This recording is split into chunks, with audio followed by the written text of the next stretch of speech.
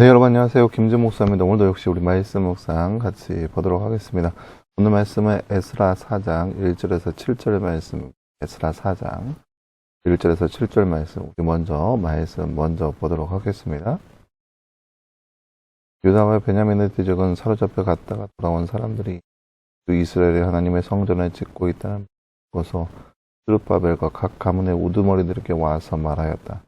아시리아 왕 에스라돈이 우리를 여기로 데려왔을 때부터 이제까지 우리도 당신들과 마찬가지로 당신들 하나님을 섬기며 율곡 제사를 드려왔으니 우리도 당신들과 함께 성전을 짓도록 하여 주시오. 스룹바벨과 예스아와 그 밖에 이스라엘 각 가문의 우두머리들이 그에게 대답하였다. 당신들과는 관계가 없는 일이오. 우리 하나님께 성전을 지어드리는 것은 우리가 할 일이오.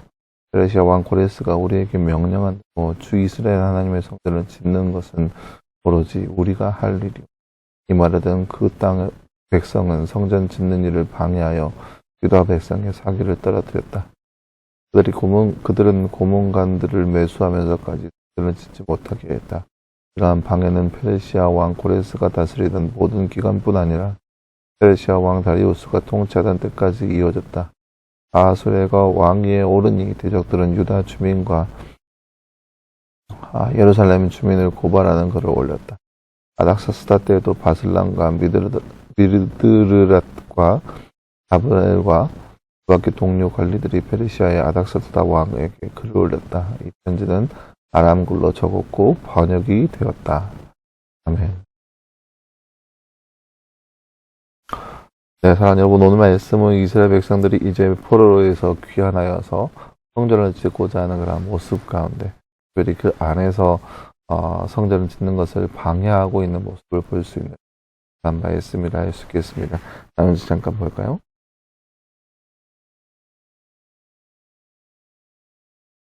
스룹바벨의 성전 건축을 방해한 사람들은 누구인가요? 오늘 말씀 1절 말씀에 이렇게 나와 있습니다. 유다와 베냐민의 대적이라고. 유다와 베냐민의 대적입니다. 스룹바벨과 예수아와 각 가문의 우두머리들은 누구를 위하여 성전을 건축한다고 하나요?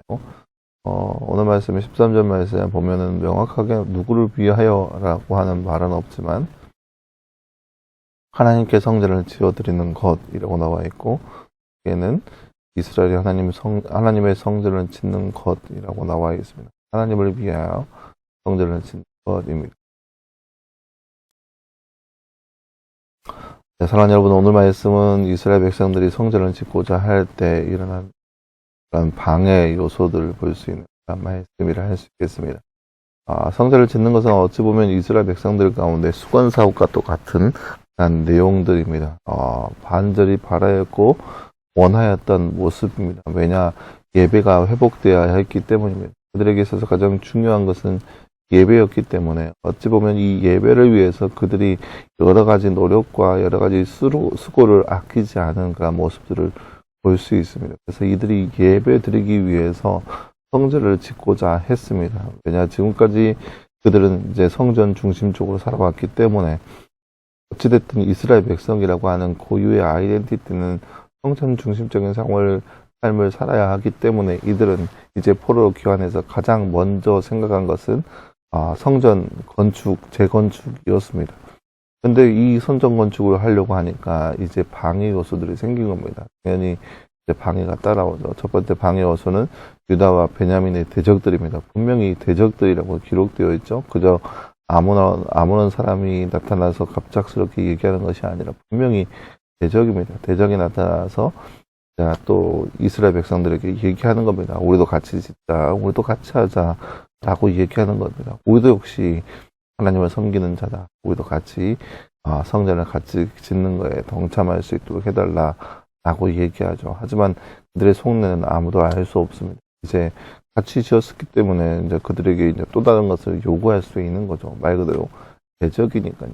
대적이어서 그들이 요구하는 바를 정확하게 다 알 수는 없습니다. 하지만 그들이 요구하는 바는 분명히 죄악 덩어리인 것은 분명한 것이죠. 그렇기 때문에 이 스룹바벨을 비롯해서 여러 우두머리들이 그들의 제안을 일어만고 반려합니다. 너희와 우리는 아무런 상관이 없다. 우리가 오로지 우리가 하겠다고, 너희는 가만히 있으라고, 우리가 하겠다라고 그들의 요청을 따르지 않는 모습을 보일 수 있습니다. 그들의 마음이 꺾인 거죠. 그들의 이제 술수가 꺾인 거죠. 그것을 이제 행하고 있는 모습을 보일 수 있습니다. 근데 그 뒤로도 여러 가지 모습으로 성전 짓는 것을 방해합니다. 예를 들어서 4절 말씀에 그 말을 들은 그 땅의 백성은 성전 일을 방해하였고, 또 5절 말씀에 고문관들을 매수하였고, 또 6절 말씀에는 고발하는 글을 올리고 막 그런 것들, 또 7절에도 또 조서를 써서 올리고, 그런 것들이 빨치기 일어나는 모습을 볼 수 있습니다. 사랑하는 여러분, 오늘 말씀을 통해서 이렇게 우리가 하나님의 일을 하는 데 있어서는 반드시 방해 요소들이 생겨날 수 있다는 것을 우리가 기억해야 할 것입니다. 왜냐, 세상은 그렇게 하나님의 일이 이루어지는 것에 대해서 호락호락하게 그냥 넘어가지 않습니다. 반드시 방해하고 반드시 넘어지게 하고, 그래서 결국에는 그 일을 못하게 하고 이거 못하겠다라고 포기를 선언하기도 하고, 때로는 그래 타협하면서 하기도 하는 그런 모습들이 생겨나기도 합니다.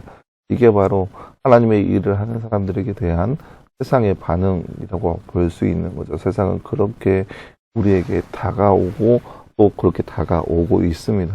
우리는 그렇게 반응하고 있을 때 우리의 모습은 오늘 말씀에 이 스룹바벨과 각 우두머리들, 이 유다 백성들이 했던 모습들을 보면서 우리도 그렇게 때로는 매몰차게 세상을 향하여서 거절할 수 있어야 되며, 그를 향하여서 그렇게 얘기할 때 우리를 심지어 굳게 해서 하나님을 섬길 수 있는 모습이 바로 우리 가운데 있어야 할 겁니다. 보세요. 여러 가지 모습으로 그들을 방해합니다. 때로는 성전을 못 짓게 하고, 때로는 막 비리를 해서, 로비를 해서 공무원들을 매수해가지고 성전을 못 짓게 합니다. 방해를 합니다.